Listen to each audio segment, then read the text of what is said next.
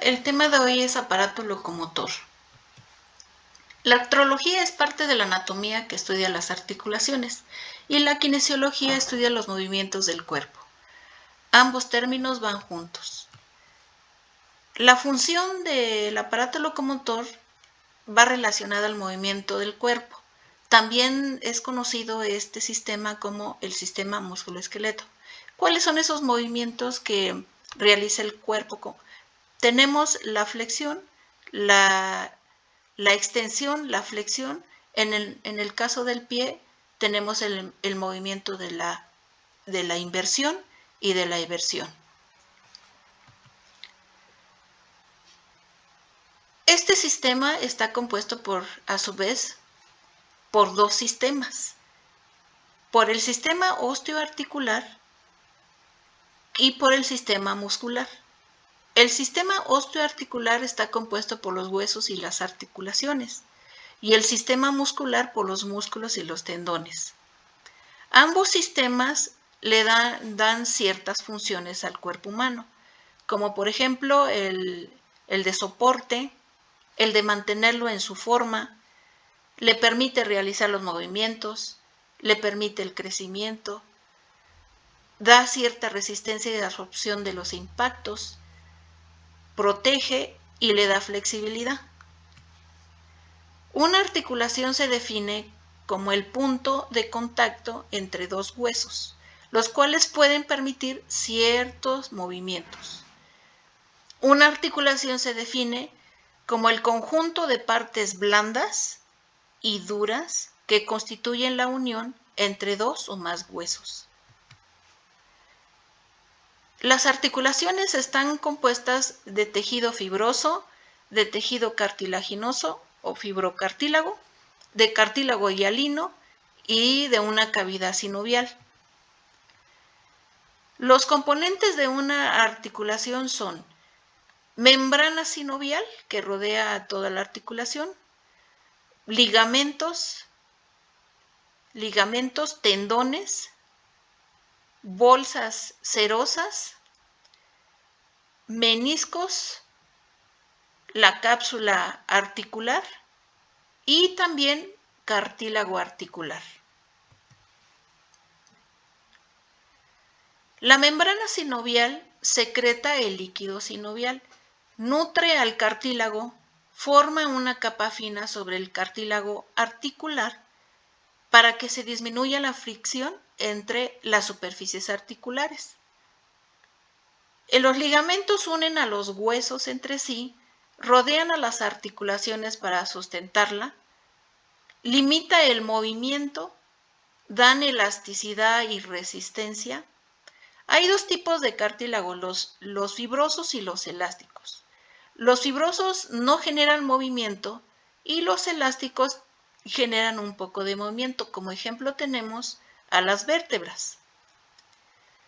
Tenemos a los tendones que están compuestos de tejido conectivo duro, son altamente resistentes y fuertes y son de naturaleza no contráctil. Se insertan al músculo, van a insertar al músculo al hueso o a las fascias. Transmiten la fuerza de la contracción muscular. Las bolsas son bolsitas que se encuentran cerradas, adentro de ellas tienen el líquido sinovial. Su función es de amortiguación y de deslizamiento. Reducen la fricción entre los tejidos. Están localizadas a un lado de los tendones, principalmente de los tendones más grandes, como ejemplo tenemos aquí el del hombro, el de la cadera, el del codo y el de la rodilla. Cuando se llegan a inflamar estas bolsas es lo que se le llama la bursitis. La membrana sinovial envuelve a todos los componentes de la articulación, es la que se encuentra internamente. El menisco, se encuentra en la rodilla. Está compuesto de fibrocartílago fijado a la tibia. Tiene la forma semilunar y actúa como un amortiguador entre los huesos de la rodilla, el hueso fémur y la tibia. La cápsula articular es el sello final de una articulación. Une a los huesos y se inserta en el borde de las superficies articulares. Aquí la podemos observar. Tiene dos capas, una capa externa, que es lo que se observa aquí, y una capa interna. La capa externa se continúa con el periósteo. La capa interna es la membrana sinovial propiamente dicha. Está reforzado en su parte externa por los ligamentos que se insertan en el borde dándole cierta firmeza. Estructuralmente, las articulaciones están formadas para su función en tejidos internos y tejidos externos. Los internos son las superficies articulares, el cartílago, la cavidad sinovial, los meniscos, los rodetes, los cojinetes. Y en la parte externa encontramos a la cápsula articular, los ligamentos, los tendones, las vanas tendinosas, las bolsas serosas. Las vainas tendinosas se encuentran forrando a los tendones, son unas membranas. En base a su movimiento, las articulaciones se clasifican en sinartrosis, anfiartrósicas y diartrósicas. Las sinartrósicas son inmóviles, no tienen movimiento. Están conformadas de cartílago hialino y de fibrocartílago. Las articulaciones anfiartrósicas son de poco movimiento. Están hechas de tejido conectivo fibroso, son muy fibrosas. La sinartrosis y las anfiartrosis carecen de una cavidad sinovial. Las diartrósicas son las articulaciones de libre movimiento y su característica principal es que tienen una cápsula articular.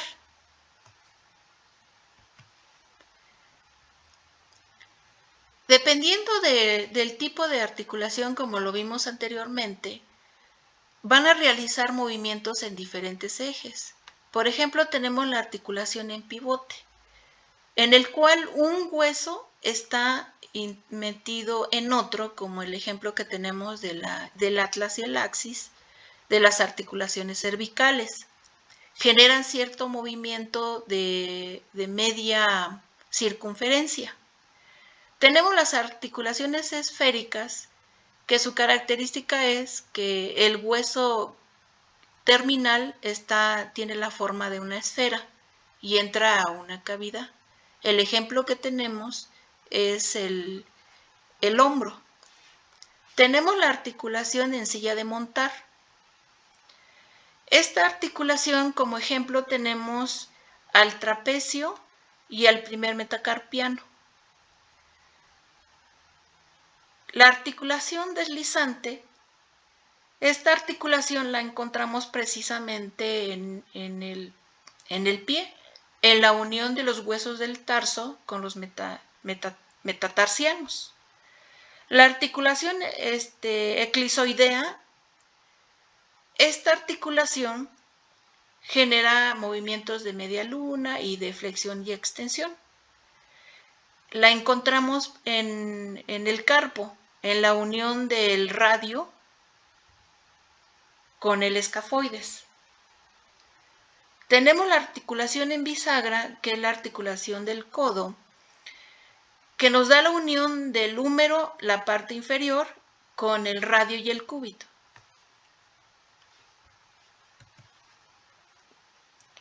Las articulaciones fibrosas se clasifican en suturas, en sindesmosis y gonfosis. Las suturales son planas, hay escamosas, hay dentadas y hay esquisedelesis. Nos vamos a enfocar en la sindesmosis porque este tipo de articulación se encuentra uniendo la tibia y el peroné, que es la membrana interósea que encontramos en medio de ellos.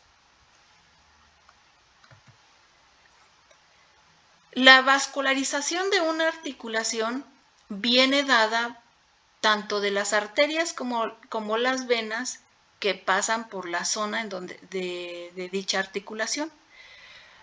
Las arterias a veces se anastomosan, esto significa que se unen.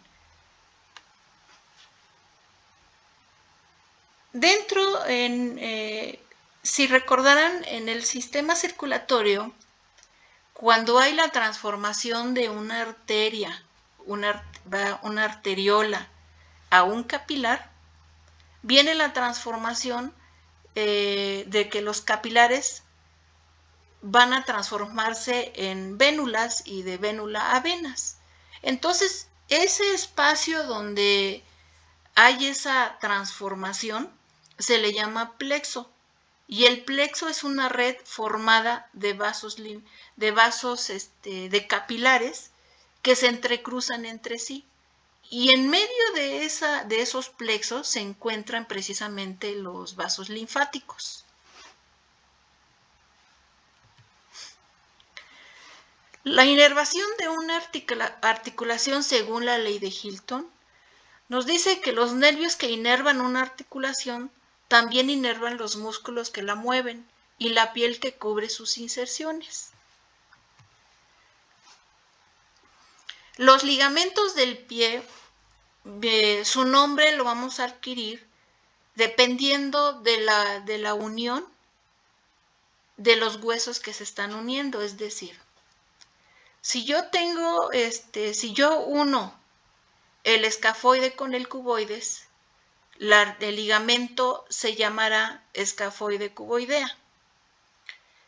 El nombre lo van a escribir dándole prioridad al hueso más grande, o hay ciertas huesos de mayor importancia. Por ejemplo, tenemos aquí al peroné y al calcáneo. El hueso más grande va a ser el nombre que primero vamos a escribir y después el nombre del calcáneo. Por eso se llama el ligamento peroneo calcáneo. Tenemos ligamentos también en la parte anterior del pie. Entonces, el ejemplo aquí tenemos el ligamento tibio peroneo anterior. Si yo tengo este nombre que me está diciendo que tengo un anterior, por lógica, he de tener un posterior. Tenemos ligamentos laterales, como ejemplo, aquí tenemos el calcáneo fibular. La fíbula también se le llama, es el nombre del peroné. Entonces, por eso aquí tenemos el ligamento calcáneo fibular. Les presento al astrálago. El astrálago es un hueso que tiene la forma de tortuga. Este hueso tiene una cabeza, un cuello, un cuerpo y una zona de polea en donde va a ir asentado la tibia y el peroné. Para que se forme la articulación, aquí vamos a tener una carilla, una zona articular por la parte de enfrente. Por su zona lateral también va a haber otra carilla y en la parte superior otra carilla. En su parte también lateral existe otra carilla. La parte inferior del astrálago nos presenta una zona articular plana y otra zona cilíndrica. En medio de ellas pasa el seno del tarso, es un canal. Ese canal se va a articular con el calcáneo. Cuando tenemos ya varias inserciones de ligamentos y de tejido, aquí se le llama el ligamento empanizado. Eso quiere decir que está compactado, que hay varios ligamentos. Entonces, aquí tenemos el ligamento peroneo astragalino, que me está uniendo al peroné con el astrálago. El ligamento peroneo calcáneo que me une al peroné con el calcáneo. Abajo, aquí en esta parte, aquí tenemos al ligamento lateral externo. En la parte posterior podemos ver el ligamento posterior. Aquí tenemos el ligamento empanizado, que decimos empanizado, es como si fuera una torta, está en medio entre el astrálago y el calcáneo, ocupando el canal de ¿quién? De la zona del tarso, que sería que el ligamento que interóseo, este es el ligamento que estamos mencionando. Tenemos un ligamento muy grande que es el ligamento plantar, que nos va a formar parte, forma parte de la bóveda plantar. Tenemos los ligamentos accesorios que están reforzados por fibrocartílago. El ligamento deltoideo, que este ligamento se encuentra por la parte medial o interna en dirección al primer ortejo. Este ligamento es muy importante porque es un distribuidor de fuerza.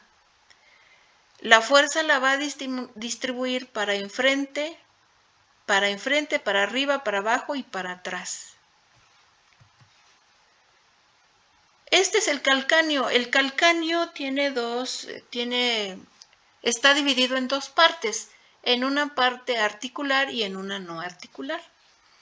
Aquí podemos observar las carillas en donde se va a articular con el astrálago. Aquí tenemos el canal del calcáneo. Tenemos 1, 2, 3 y 4 carillas. La articulación del tobillo está formada por 3 huesos, el peroné, la tibia y el astrálago. Aquí podemos observar sus carillas, las carillas que se van a articular con el astrálago. La de la tibia, la del peroné.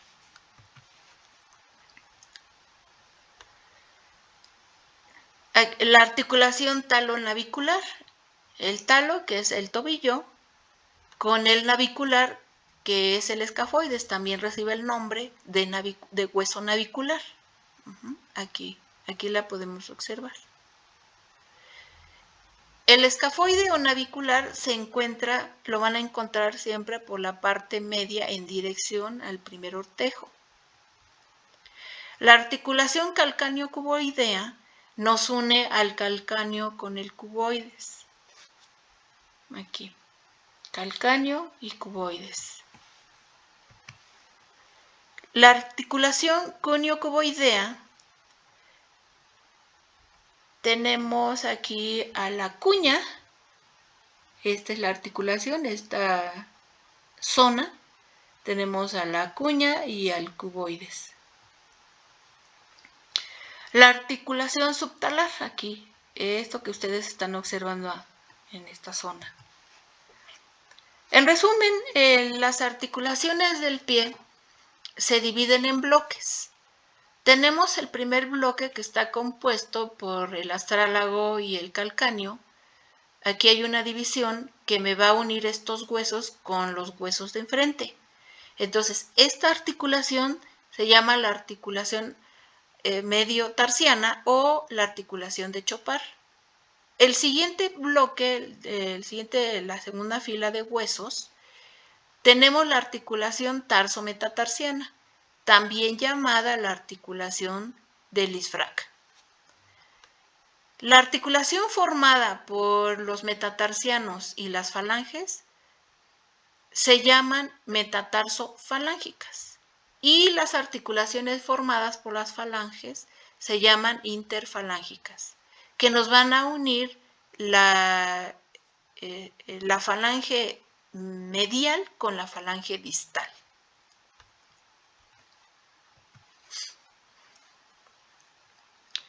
Hay algunos tendones que son de los músculos de la pantorrilla y se insertan precisamente en la zona del pie, ya sea de la zona plantar y de la zona dorsal. Los que estamos presentando aquí son los de la zona plantar. Tenemos el flexor propio del dedo gordo, que viene, este tendón se inserta en la falange distal del primer ortejo y es del músculo flexor propio o común del dedo gordo o del primer halus o del primer ortejo. Ya depende de la bibliografía que ustedes consulten, es el nombre que van a encontrar. Tenemos el flexor común de los dedos, también llamado el flexor largo de los dedos, que se inserta en la falange distal de los 4 siguientes dedos, del segundo, tercero, cuarto y quinto ortejo.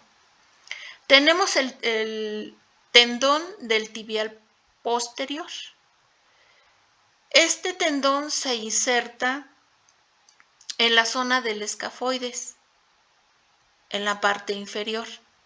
Tenemos el tendón peroneo lateral corto, que se va a insertar en el quinto metatarsiano en su zona inferior. Tenemos el peroneo lateral largo, que va a atravesar toda la zona de mediotarsiana y se va a insertar en el primer metatarsiano por su parte inferomedial o inferointerna. Hay ciertas enfermedades del aparato locomotor, hay varias, pero bueno, esta es una de las principales. Tenemos la artrosis. La artrosis es una enfermedad crónica y degenerativa, regularmente de origen autoinmune. La artritis, que es la inflamación de los tejidos. Tenemos la artritis reumatoide, que pasa primero por una inflamación, una tumefacción, y después ya viene una calcificación de la articulación y por lo tanto la articulación deja de tener el movimiento. La osteoporosis se trata de una pérdida crónica del calcio. En los huesos, el hueso se pone poroso, por eso de ahí viene su nombre. Estos huesos son muy fáciles de fracturarse. El mal de Parkinson afecta al modo en que se transmiten los impulsos nerviosos. Este tipo de enfermedad genera movimientos tónico-clónicos incontrolables. Al estar en movimiento las articulaciones se provoca un desgaste. No hay una buena señal del impulso nervioso. El mal de San Vito es una enfermedad degenerativa neurológica. Provoca movimientos involuntarios, espasmos y muecas. Y se debe que es a una mutación en un gen de alguno de los cromosomas. Gracias por su atención. Eso sería todo por el día de hoy.